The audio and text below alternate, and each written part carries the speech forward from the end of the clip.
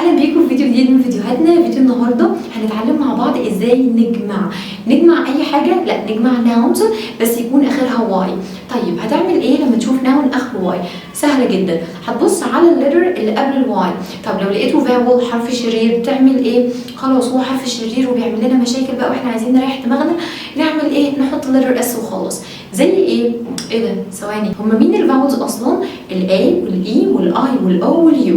لو لقيت حرف من دول وبعديه الواي تعمل ايه؟ تريح دماغك وتحط الليتر اس وخلاص. زي مثلا ايه؟ باي بايز، جاي جايز، داي دايز، دونكي دونكيز. كل الناونز اللي انا قلتها دي كان اخرها واي، تمام، بس قبل الواي كان في حرف شرير، عشان كده ريحنا دماغنا وحطينا لتر اس وسيبنا الواي في حالها، تمام. طب افرضي بقى الناون اللي انا عايزه اجمعه اخره واي، ماشي تمام سهله، بس قبل الواي ده حرف كونسونانت، حرف طيب ساكن هادي ما بيعملش مشاكل، ما بيعملش مشاكل. طب خلاص بقى عادي براحتنا بقى نعمل اللي احنا عايزينه. هنعمل ايه؟ هنحول الواي دي لاي اي اس. نحول الواي لايه؟ لاي اي اس. زي مثلا بيبي، بيبي صغنن فنقول ايه؟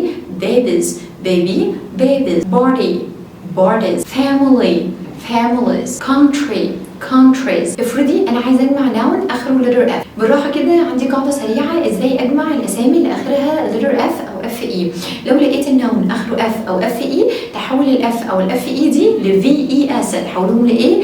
V E S. leaf leaves، wife wives، knife knives، life lives. تمام. طيب يبقى كل اللي احنا كنا بنقوله الناونز دي اخرها يا اف يا اف اي، وعشان كده حولناها في اي اس. طب افرضي بقى الناون اللي انا بجمعه ده مش راضي يسمع الكلام، مش راضي يسمع القاعده عادي، وهو فعلا كده في ناونز مش هترضى تسمع الكلام. زي مثلا روف مش هترضى تحول في اي اس، هتبقى روفز. شاف مش هترضى، هتحط اس بس، شافس. كلاف كلافس. سيف سيفز. بليف بليفز، وهكذا.